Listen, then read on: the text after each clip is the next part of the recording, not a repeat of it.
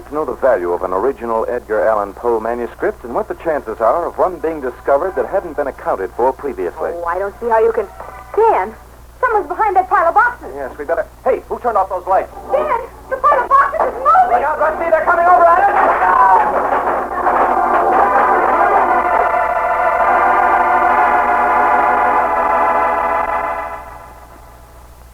Dr. Daniel Danfield, student of crime psychology, has many times provided police with a solution to a baffling case. And at times, too, the alert Dr. Danfield has found that his pet theories on the workings of the criminal mind must be subject to change without notice. There's another interesting case ahead for the doctor today. Let's see how he handles it. Our story opens in an antique shop located in an old part of the city. It is early morning.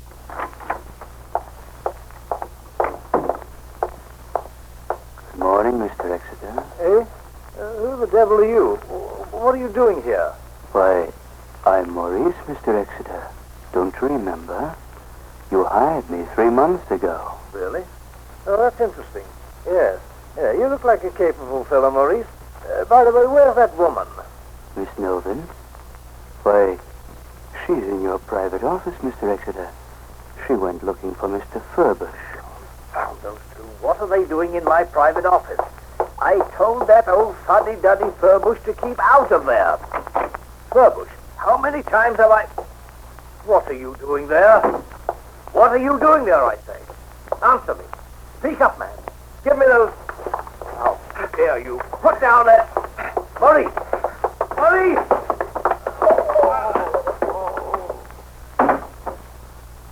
Maurice, what was all that noise about? Well, if it came from in here, we'll soon find out. Good gosh. Look, it's Furbush and Exeter. Mr. Exeter. Mr. Exeter. Maurice! Yes, Miss Novin. I'm right here. Oh, good heavens, you scared me. Is something wrong, Miss Novin? Oh, no, not a thing. Except that Exeter's fainted and Albert Furbush is dead. Dead, Miss Novin? I'll say he's dead. Take a look. That death spindle's sticking right through his heart. Maurice, I think we better call a doctor. And maybe the police.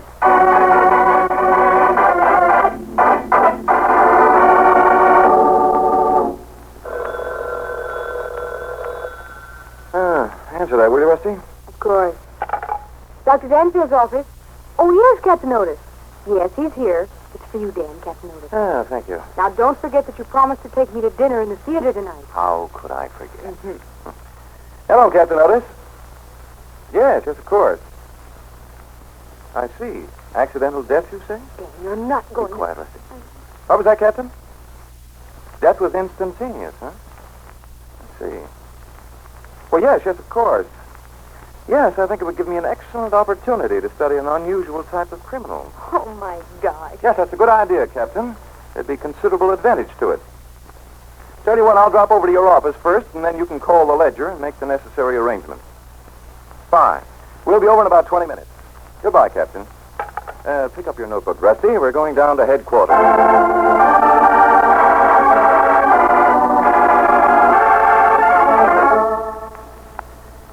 And that's about all I know, Dan. Furbush was apparently leaning over the desk and fell forward. Well, it is rather an unusual accident, Captain. I suppose it could have happened that way. Yeah. Well, there's the spindle that penetrated his heart. Ugly-looking thing. Fingerprints? None. We've already checked. It still looks like an accident to me. It did to me, too, Rusty, until I heard about the missing manuscript. Oh, can you give me any additional background on that, Captain? Only what Miss Novins, Exeter's secretary, told me. According to her, Exeter has always been a great admirer of Edgar Allan Poe's work, sort of a crackpot on the subject. Mild manifestation of mania of that sort is common among normal people, Captain. It doesn't necessarily mean that Exeter is mentally deranged. You can tell more about that when you meet him, Dan. But anyway, he recently came across what he believes to be an original Poe manuscript worth a great deal of money. It disappeared at the same time of the so-called accident. Captain Otis, you said that Mr. Exeter is a rather absent-minded type of person. Yes, extremely so. Oh? Well, isn't it possible that he might have misplaced the manuscript? Well, that's what his secretary seems to think, but I'm not convinced. What is the secretary like? Young and beautiful? Oh, not particularly. She's an ex-newspaper woman. You know, Captain, I think there's more to this than appears on the surface. Well, even if there isn't, I can see that you won't be satisfied until you've had a fling at it. All right, Rusty. So, put on your best sob, Sister Act, and we'll pay Mr. Exeter a visit. Keep in touch with me, will you, Dan? Right, Captain. Come on, Rusty.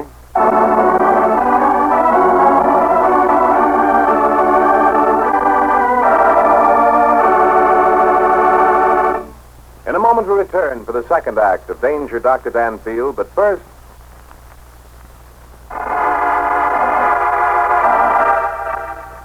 And now back to Michael Dunn for the second act of Danger, Dr. Danfield.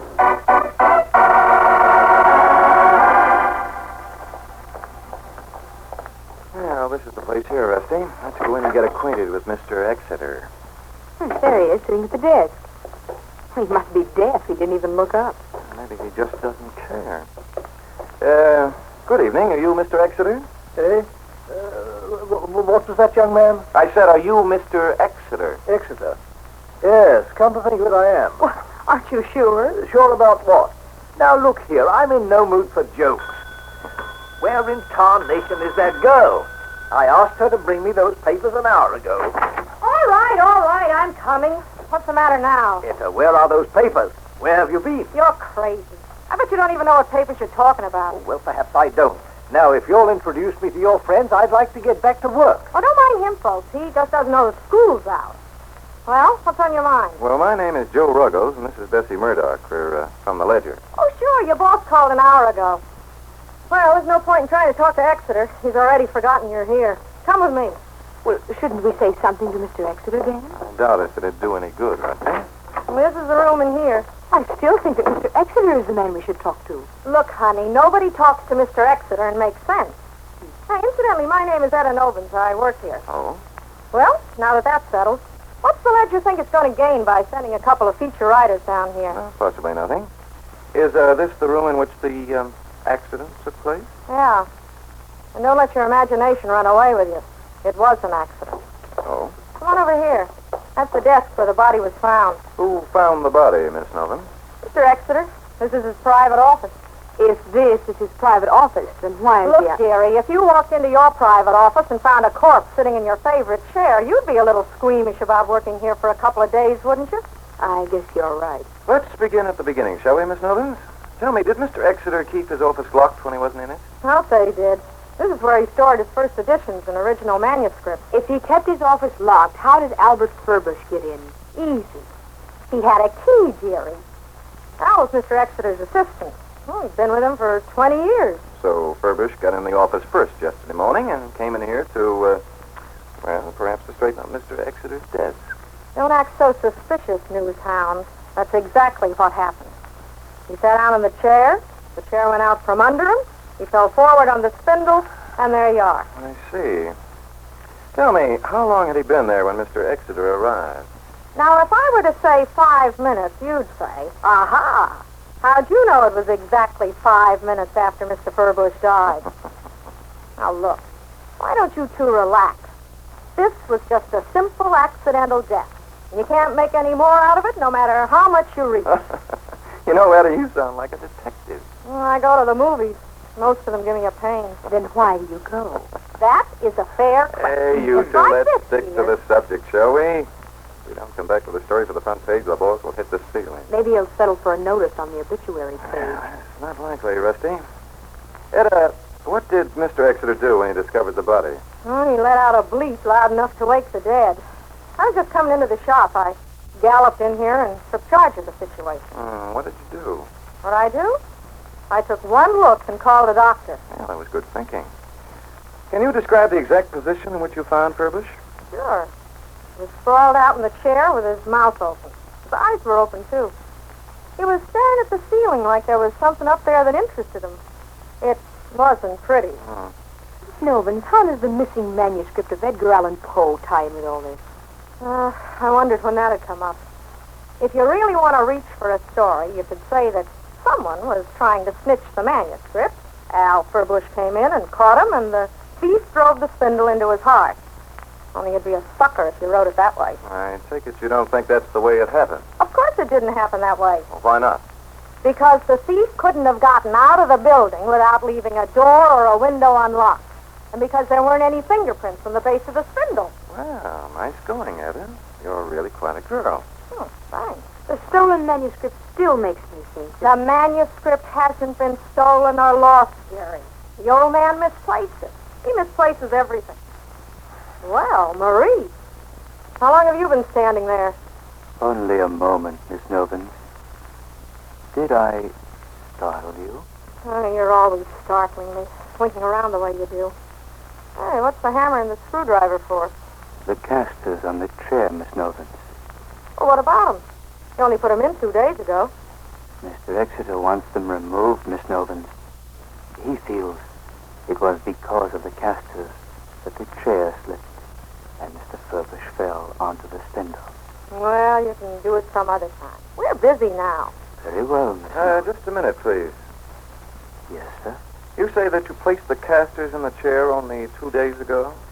Yes, sir. Who suggested that you put them there? Why, I did, sir. I thought it would please Mr. Exeter. His chair is always catching on the rug beneath his desk. I see. How long have you worked for Mr. Exeter, Maurice? Only about 3 months, sir. Still reaching Newtown? Oh, honestly, you must be desperate for a story. His job depends on it. Is that all, sir? Yes, thanks, Maurice. Yes, sir. Oh, don't look so disappointed, Joe. Why don't you content yourself with just writing about the bunch of queer characters you've met today? Don't think we couldn't. Perhaps we'll have to resort to that. Etta, do you mind if Bessie and I browse around here a bit in the hope of finding something the police overlooked? Oh, help yourselves. If you find any hidden clues, let us know. We'll be in the front room.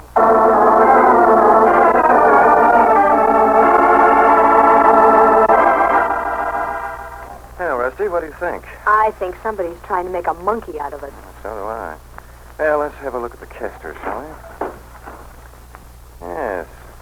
It could have happened the way Etta described, especially if Furbush were unaware that the casters had been inserted.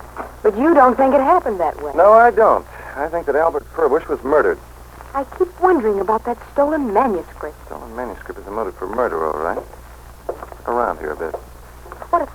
If what Etta says is true, there couldn't have been a thief. Oh, couldn't there, Rusty? Yeah, let's have a look in these desk drawers, shall we? The character Etta finds us going through these drawers is We'll have really to risk trouble. that. Find anything interesting? No, only the usual things. Count books, ledgers, and so on. Oh, this is a coincidence. What is it? A brochure from the Metropolitan Museum. Oh, is that so unusual? Well, not in itself, it isn't. This one happens to mention specifically an original Edgar Allan Poe manuscript that's on exhibition there. I don't get the connection. Well, neither do I. Yet. But it might... Come on, let's see what else we can find. I wonder what's behind this door. Looks like a storeroom. Do you suppose those piled-up boxes over there are full of antiques?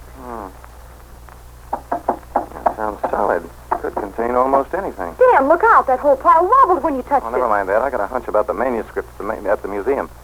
I wonder... Yes, by George, I think I'll do it. Do what? Visit the Metropolitan Museum. What good will that do? Rusty, I'd like to know the value of an original Poe manuscript and what the chances are of one being discovered that hadn't been accounted for. Oh, I don't see how you can tell. Dan, someone's behind those boxes. Yes, we better... Hey, who turned off those lights? Dan, the pile of boxes is moving. Look out, Rusty, they're coming over on us.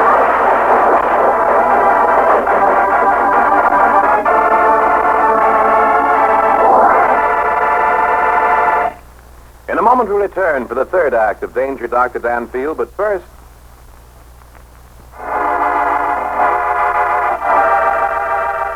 And now back to Michael Dunn for the third act of Danger, Dr. Danfield.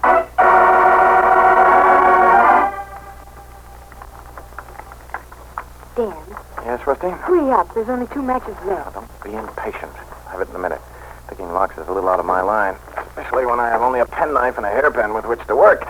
It's burned my fingers. Light another match, will you? All right, I'm lighting one. Dan, you really think someone pushed those boxes over Of us? course I do. And that same someone locked us in this closet. Ah, there we are. Now, put out the match. Come on. I'm right behind you, but I All don't... right, you two, come out with your hands up. Dan, it's Etta, and she has a gun. Yeah, Etta with a gun, and she knows how to handle it, too. Hey, Maurice, I'm right here, Miss Novins.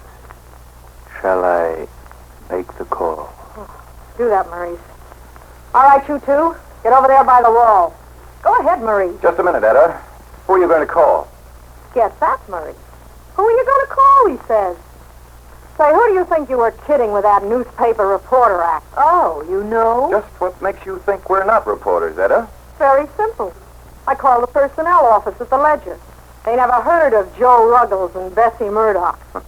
Rusty, remind me to tell Captain Otis to be more thorough the next time he establishes our background. But how did she get suspicious in the first place? That's even more simple. You two were talking about the front page and the obituary page. So? Newspaper people don't use those terms. They say page 1 and obit page. You are quite a detective at that, Etta. I used to work for a newspaper. I know. Go ahead, Maurice. Make the call. Yes, Miss Novins. If you'd let us show our credentials... Nothing doing.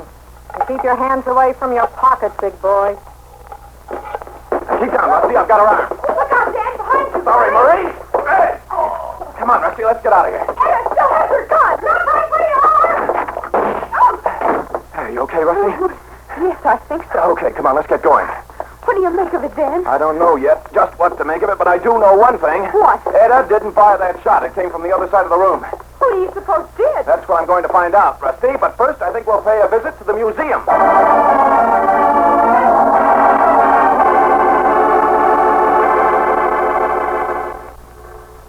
Here it is, Rusty. American literature. This room here. I wish I knew what you had on your mind. I'm not quite sure myself, but I have a hunch that the entire answer to this riddle hinges on the Poe manuscript. The one here in the museum has nothing to do with Exeter's manuscript. Perhaps not, but I'd still like to have a look at it. Let's see. Yeah, it's probably one of those glass cases. You look at these, and I'll look at the ones on the other side. Dan, Yes? Edgar Allan Poe didn't write cabbages and canes, did he? If O. Henry could hear you, he'd turn over in his grave. But if you come over here, I'll show you something that Poe did write. Oh, you found it? Yeah, it's right there. The second manuscript from the left. Looks to me as if it were written underwater. Pretty old. Still legible, though. Rusty, What is it? I think I've got something. Take a good look at that manuscript once more. I can't make anything out of it. It looks just like the notes you give me to type up. Hold on to those notes. Someday you might be able to sell them to a museum for a lot of money. I'd settle right now for a ticket to the Rose Bowl game. What do you see there that's so interesting? Yeah, I'll tell you later, but right now we're going to make a call to Captain Otis, and then we're going back to Mr. Exeter's shop for a final check.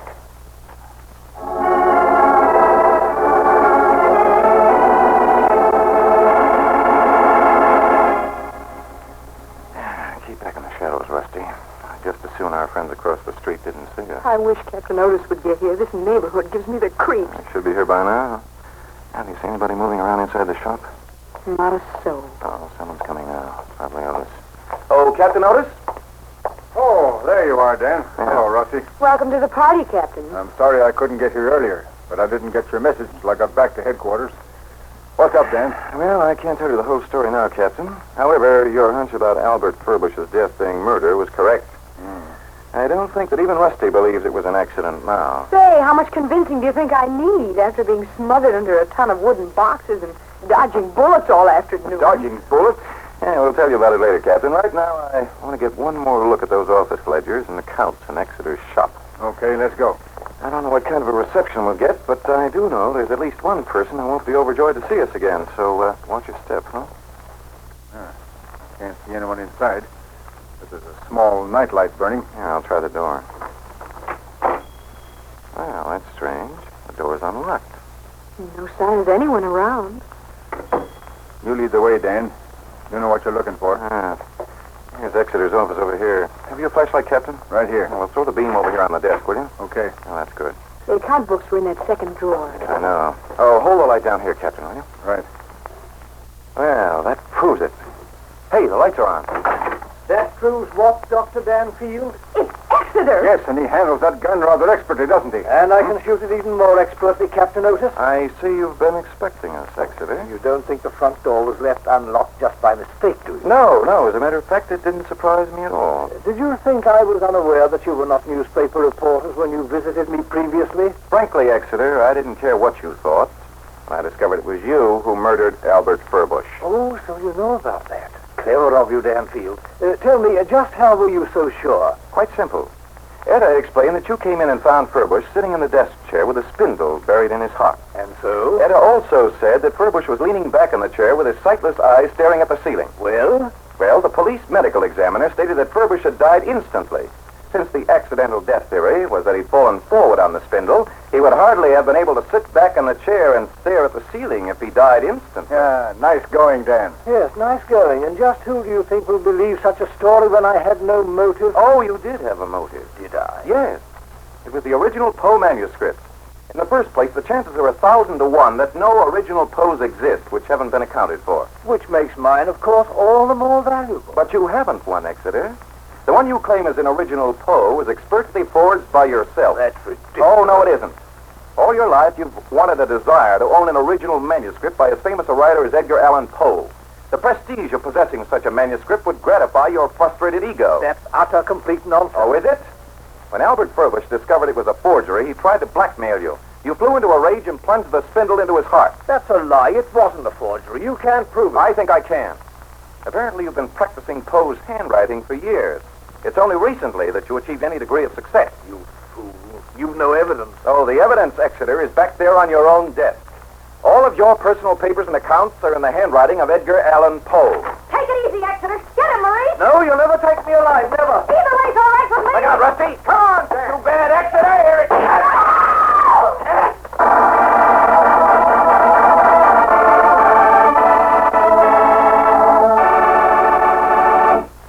In a moment, we'll return for the conclusion of Danger Dr. Danfield, but first...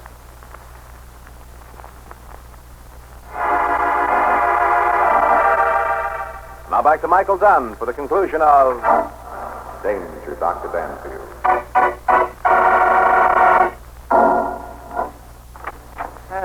Come on in, Captain. Rusty? Yeah. Have some coffee and talk things over, shall we? Well, I can sure stand some after that episode. Oh, come now, Captain. You must be getting used to these incidents by now. Rusty, I'll never get used to having people use my poor old battered form for target practice. A sentiment I wholeheartedly endorse, Captain. Oh, Rusty, get the coffee and I'll light the fire. Make yourself at home, Captain. I'll be right back. Thanks. There we are. Draw up a chair, Captain. By the way, don't you think our friend Etta would make an interesting psychological study? I don't know about that, Dan, but I do know that it was fortunate that she and Maurice decided they'd been playing on the wrong team. What I'd like to know is, what made you get suspicious of Edward Exeter in the first place? Here you are, Captain. Thank you. It was merely a matter of knowing people, Rusty. Exeter pretended to be absent-minded, yet according to Etta, he never failed to lock his office, and his papers and possessions were in perfect order. It was inconsistent. Hardly enough in itself to do more than arouse your suspicions, Dan. True, Captain. But when I realized the amazing similarity between the writing on the manuscript at the museum and then on Exeter's papers, the answer became apparent. Dan? Oh, 1 minute, Rusty. It was a sense of acute frustration that induced the act of violence, Captain, when Exeter's otherwise harmless little ruse was discovered by Furbush. Mm-hmm. Does frustration always induce an act of violence, Dan? Just what do you mean by that, my charming little redhead? Well, it's 9 o'clock, and you still haven't taken me to dinner. And I think I'm about to become violent. But, Rusty, our guest. Oh, don't mind me, folks. I've got to get back to headquarters. You go ahead and have a good time. You earned it. Now, Rusty, you know, for being so rude to our guest, I've a good mind to have you transcribe the notes on this case right now. Oh, no, Dan, you wouldn't. Oh, you couldn't be that tough, Dan. Oh, no? Do you have your notebook handy, Rusty?